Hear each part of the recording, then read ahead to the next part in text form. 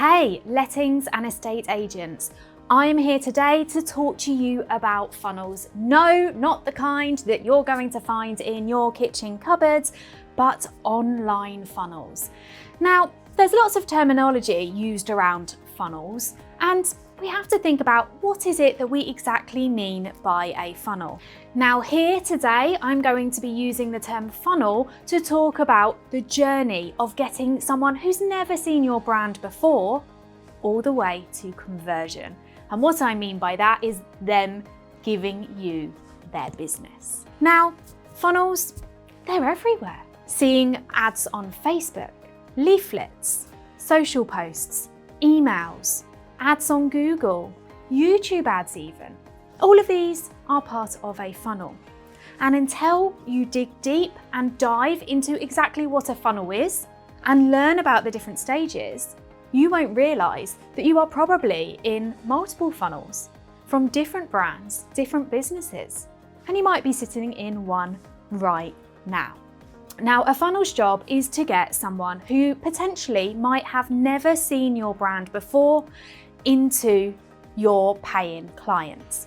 Now, to understand that deeper, we've got to think about the whole funnel journey. You might have heard marketers in the past talk about top of the funnel, middle of the funnel, bottom of the funnel offers. And yeah, that sounds great, but if we don't understand those terminologies, we can't utilize what is being used or what you can even use at the different stages of these funnels. Now, ultimately, when it comes to a funnel, it's a little bit easier to draw it out, and that's what I'm going to do. When we're talking about funnels in the marketing world, we often do a little diagram that does look like the familiar object that you will find in your kitchen. So we look at a funnel like this. This is the top of the funnel and this is the bottom of the funnel. And our ultimate aim of our funnel is to get people to the bottom because you want them as your paying client. So I'm going to write conversion at the bottom because that's our goal. When we're using funnels, we're trying to generate leads and sales. We want more revenue into our businesses. We want more houses to sell. We want more landlords. We want more investor deals. And we need to use funnels to make that happen. So our aim is for the conversion at the bottom. We have to think about how do we get people there? Because we all know it's not that simple. We don't get people frequently who will just come to you and say, hey, I want to invest in a property. Here's my money. Off you pop, off you go. We have to work a little bit on our conversion. Now, the funnel can be fully mapped out. You can manipulate it to work best for you. To get started, we have to think about the top of the funnel. We want people to start seeing your brand and to start knowing about you. So what sits at the top of the funnel is your social media posts. It might be any other branding that you've got out there. So your shop front, your staff going out maybe in branded cars, but digitally, your social media posts or your online ads. Online ads are a really powerful method of getting your brand in front of eyeballs, and that's what we want. We want people to start seeing your brand and acknowledging who you are. So social media posts and online ads. Once people start seeing your brand, they're going to start getting more familiar. They're going to start seeing and associating your brand with what you do. Your messaging is going to be absolutely key when you're doing these things, so your online ads and your social media, because you need to convey to them your expertise and what you offer. The next step, after them seeing your ads, after them seeing your branding out there, is really, we want to give them an opportunity to give their details to you. It's not as easy as that though. People don't just hand over details. We have to convince them that what we do or what we have to offer is valuable enough for them to part with their personal details. When we're talking about that, we're talking about phone number, email address, first name and last name. Those are the key bits of information that we collect when we are using online ads. In the middle of the funnel are our guide opt-ins. Now, what are guide opt-ins and why do we use them? Now, guide opt-ins are an offer that we put out, maybe on social media organically or on our online ads. They are there to offer the opportunity for the lead to give us their details in exchange for something else. If it's a landlord, you might put together a guide that pulls on their pain points or pulls on their desires, have that on a landing page that they want to download. They will then give you their details in exchange for that guide. You've then got their details, they've got a helpful guide that they can use, learn, and utilise. In the middle section are those opt-ins. After those opt-ins, you've got their details, fantastic. You have now got a lead that you can work with, that you can nurture, that you can email, that you can call in order to work to that conversion. Now, ultimately, we need to make sure that we are doing those things because we know without nurture, the lead isn't going to get towards that conversion point. They need those nurture touch points. So, emails, calls, texts, all play a part in this section in order for them to be nurtured appropriately. The lead has seen your online ads, they've opted in because you've given them a download guide that they want, so they've given you their details. That enables you to be able to email to them, it enables you to be able to text and call them so that you can nurture them into that conversion. Now that seems like a pretty straightforward funnel, but all of these stages do need to be dived into a little bit deeper. You might throw in extra stages here. For example, after the opt-in, really, we're not going to opt in, email, text them and call them and then they're going to convert. We're probably going to need maybe a scheduled call, a more formal touch point to progress to that conversion. This could be, for example, a tenancy health check, market appraisal, an investor call about refurbing a property. That scheduled call is working down the funnel. It's adding to those nurture stages so that you have those touch points in place and so that they are building that trust with you. You are showing that you are the authority in your field, that you are the knowledge, that you are the expert. In addition to this, some of you might even be thinking about seminars or webinars even. And that plays a part in the funnel as well. The more touch points that these leads have with you, the greater the chance of conversion. Imagine doing a webinar for your leads, maybe your landlord leads. You're going to potentially sit in front of them for 60 minutes, 90 minutes, or even 2 hours, depending on how long that webinar is. You can build a huge relationship with those leads, with those landlords during that webinar. So again, you can add that to your funnel process. The more touch points in your funnel, the higher the rate of conversion.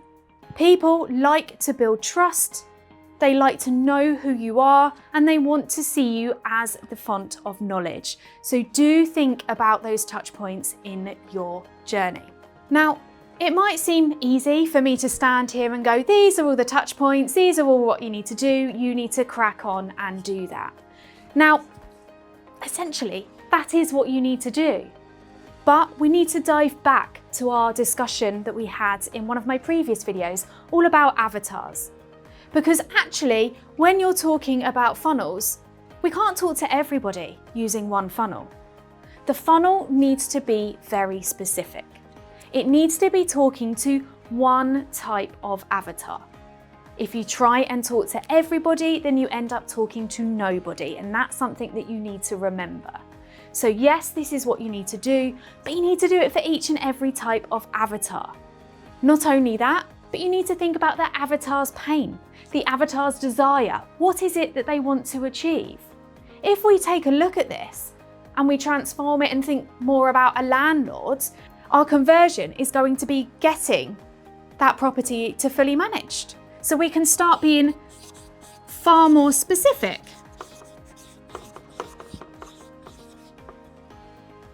And actually, our social media and our online ads need to talk to the landlord.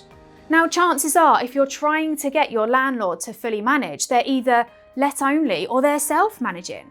So when we're posting online on social media, we need to be talking to that self-managing landlord. What are the pains of that self-managing landlord?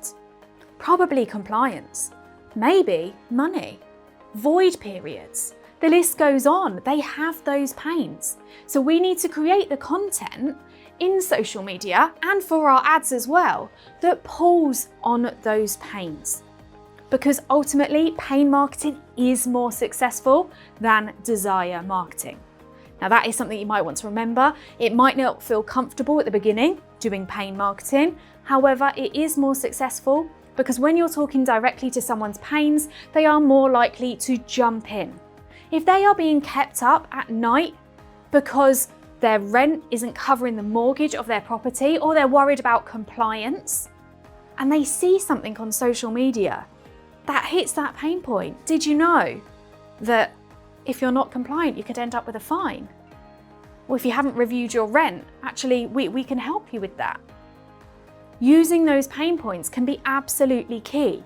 So on the social media and your organic posting and on your ads, do make sure that you pull on those pains. So we can add this in here. So our pains are probably, money, lack of it, maybe with self-managing landlords because they haven't reviewed their rent in a while, compliance, maybe void periods, and there's probably tons more. When you have nailed down your avatar and you've done your avatar deep dive, then you're going to come up with your pains for your avatar. We know the pains and we're going to use them in our social media and our online ads to get our avatars to stop the scroll. But the next step after they stop the scroll and maybe your social media posts or your ads is to get them to opt in. We want to create something for them that makes them want to give you their details, because that's what we want. We want the leads' details so that we can then continue to sell to them. Now, a guide is a perfect opt-in option, which we have discussed earlier. This guide might be pulling on one of these things. Utilize the pain and write a guide by it. You can utilize ChatGPT to write guides, which is really, really helpful. But top tip, make sure you go in and read it after and make it slightly more personalized to you, and also check it is in UK English. Other opt-ins might be evergreen webinars. It might be just to an information video. It might be checklists. There are lots of things that they can opt into, so make sure it is worth their while. They are going to give you their details, so it's got to be something good. Think about the next journey onto the scheduled call. Now, really, it's key. You want them to book in an appointment with you as soon as possible after opt-in. The first 15 minutes after the leads opt in is the time when the lead is at their hottest. So try and get to them within that first 15 minutes. Give them an opportunity to book calls on emails, on the second page of their landing page. On the initial call, you're going to try and also work towards that scheduled call there too. Webinars can come in as a side note in this. They can be used as an opt-in option, but also if they've opted in and the lead is currently working through the nurture, you can then offer them to attend a webinar that you might be putting on as well. After the webinar, you also need to move them on, hopefully, to that fully managed, to that conversion point. So you are going to have to think about, what's that journey going to be? Is that going to be after that webinar, there is another scheduled call? Is there going to be an offer that you're going to put out there? It's going to have to be sexy. It's going to have to catch their attention in order to get them converted. But each of these steps are following on from each other. Now, going back to webinars slightly, in this funnel journey, if we're going to utilize a webinar here, we've really got to think back to that pain. If we're targeting this same avatar, there is no point in putting on a webinar that's just going to be talking about how to purchase a property or how to get your property ready for sale. You need to make sure that the webinar that you are putting on is going to be relevant for your leads. So pull on those pains. Work out your avatar's pains and utilize them and pull on them. So here you have it, a top, middle and bottom breakdown of a funnel. If you want to learn more about funnels, make sure you hit subscribe and watch the playlist all about funnels. Thanks for watching, and as always, keep leveling up your marketing with Agent Marketer.